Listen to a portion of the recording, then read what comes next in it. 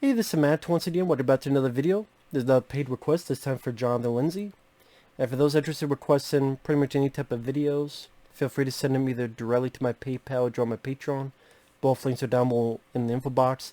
I say just might take a while because I'm decently backed up, but if you don't mind waiting, feel free. But this is for an episode of Batman the Animated Series. It is called I Am the Knight. Now, this is an episode that I thought had a pretty decent episode. It was pretty decent because it goes to the notion of Batman having doubts of who he is, meaning should I continue this? Is it worth doing this? What's it all for? Which that's a story that you've seen in quite a few other superhero stories. I mean, there's the famous Spider-Man comic, which they did a bit in Spider-Man 2. Where should he be Spider-Man anymore? Spider-Man no more. Throws the costume in the trash. Yeah, that comic book panel of Spider-Man walking away, Peter Parker walking away, Spider-Man costume in the trash can. And at this point, Batman, well voiced by Kevin Conroy, he's like, I'm tired, Alfred. He's a very weary spirit. You know, am I doing any good out there? Like, he saves his kid. Actually voiced by Seth Green, who's pretty ungrateful little prick, but he saves us from some thugs. And by saving the kid, he's a bit late to get to Commissioner Gordon and these cops who are going on this police raid against these crooks. He's able to stop the crooks, but Gordon gets severely wounded. And Barbara is like, hey, don't blame yourself. You did the best you could. I mean, you did better than the rest of us. But Batman is out of it. And he goes home and he loses his shit. You don't lose your shit. If he loses his shit, he smashes shit, he's pissed. And it was kind of nice to see, because a lot of the episodes of Batman, he's very in control. He's the one telling someone else not to get mad, not to get pissed, not to let your emotions run high. So it's nice to see Batman reach at least a bit of a breaking point to remind us that he's still a human being. He's still a guy. And that he really cares for Commissioner Gordon because he's a father figure to him. And I thought this had some really nice animation.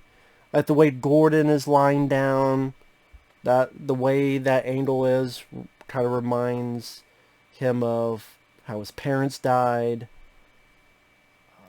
Even the way that the show ends is a great shot of him overlooking Gotham and the wind blowing his cape. And you see it from behind. Very well animated show. Definitely Superman, the Fleischer cartoons were influence on this. Which I love. I would say that's my favorite Superman cartoon. Is the Fleischer cartoons. Love that stuff. And on a side note, I know there's a Blu-ray of it. I've heard mixed things, so if anyone has a Superman Fleischer cartoon Blu-ray, if you could let me know how that looks, if it's worth it or not, let me know. Cause if it's good, like picture quality, all that stuff, there ain't no weird screw-ups with it. Like to pick it up sometime. But, because I love those Fleischer cartoons, just beautifully animated. They're so short, you can't put much story into it, but you tell with the look, it's not exactly the same, but there's definite inspiration from it. Where you see certain points, certain little shots that they have throughout this series. Especially the first season and two. And people like Alfred and Robin are trying to talk sense to him. But it was interesting change of pace to see Batman in this fray of a mind. You know, that I become a cliche for tourists. And when he says something that I believe is from Nietzsche. I believe it's Friedrich Nietzsche. Something about when you look too long into the abyss looks back to you. Which that's a phrase I've heard before in other movies and shows or reminiscent of it.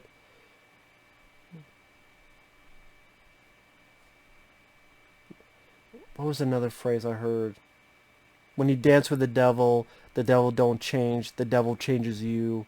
Yeah, or other reminiscences like 8 millimeter. I remember there's an episode of X Files called Grotesque, where something similar to that, where Mulder, Dave Duchovny's character is going down a dark path, and maybe be on the again. It's Batman having doubts of who he is, and then Robin's like, "Well, screw it, then I'll do it," and then Batman's like, "No, this is my hunt," and it's what makes him a hero, overcoming his faults, his doubts, and being able to do his job, which it works out. Because spoilers, spoilers. There's an assassin called the Jazz Man, which I think there could be a better name than the Jazz Man. Makes me think like he's gonna kill people with his saxophone, or it makes me think he's the remember the Punisher for Nintendo, all two of you, which is a game I actually like. But there's a point where you're shooting all the shit, and then there's this one guy with a fucking saxophone, no no no no no no no no no no, and you're not supposed to kill him, otherwise you lose health. It's like the only music in the game, which is one of my few problems. Because I love Punisher for Nintendo, but one of my few problems is where's the fucking music? And that's the only music is that Jazz Man. You don't kill him. You can kill him, but it's bad. But it's like, when I think of the Jazz Man, for some reason that popped in mind. That had the guy from the Lost Boys. I believe, with the shirt off and stuff. That's the Jazz Man.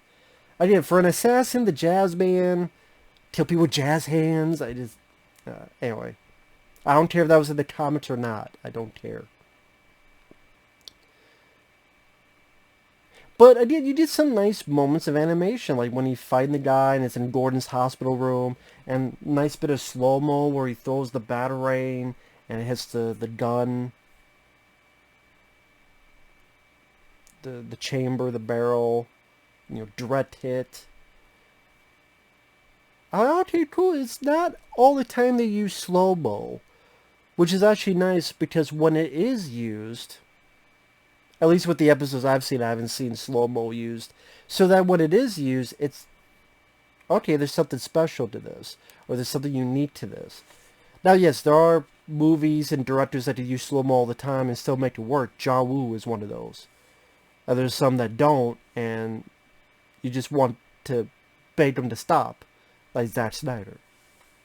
But again, because of the lack of slow-mo in a lot of the episodes, this made it seem a bit more special. And it looked cool too. Again, it's also a nice showcase of the friendship between Commissioner Gordon and Batman. Because Gordon's like, yeah, I always wanted to be a hero, like you. And Batman's like, you are, Jim.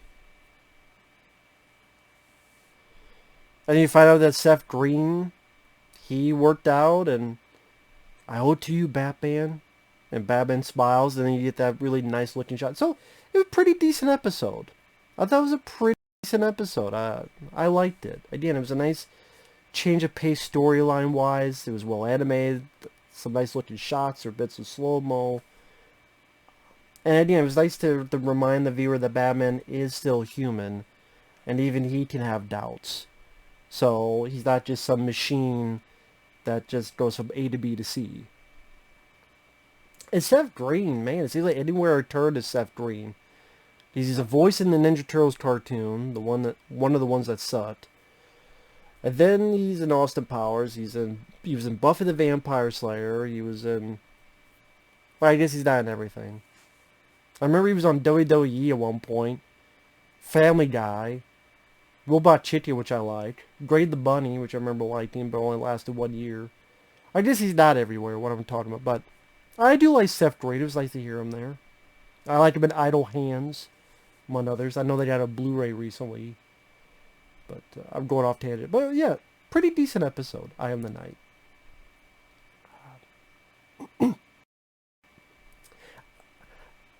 I don't have many issues other than, again, I'm not a Robin guy. I don't think you needed Robin in the episode.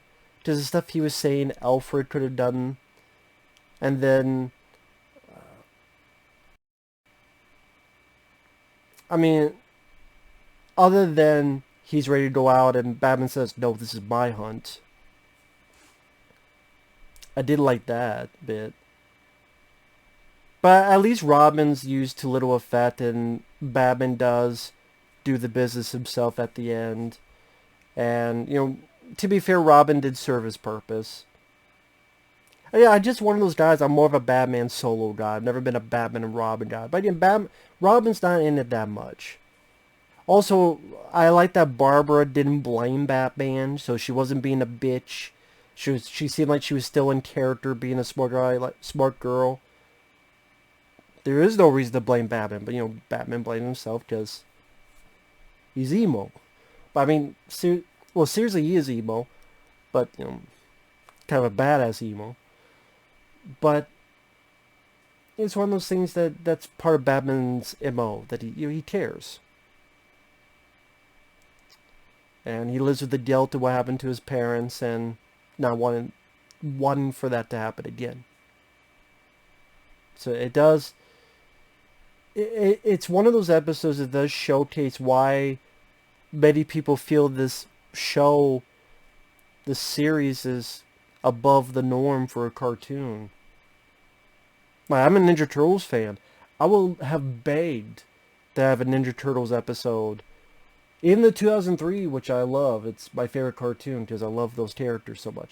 But I would beg to have of this caliber in that show and stuff. Which is why you could do that. But instead Nickelodeon wants to make TD shit. Like Rise of the Turds, or whatever the fuck it's called. But anyway, that's another tangent. I think you can do it. Because Batman the Animated Series did it. I don't care if you have to fucking copy and paste it. It'd be better than the shit they do nowadays. Even if it was copy and paste, lazy, it would be better than what's happened with the Turtles. Anyway, that's going off tangent. But with that said, thanks for watching. Take care. We'll see you guys later. Bye-bye.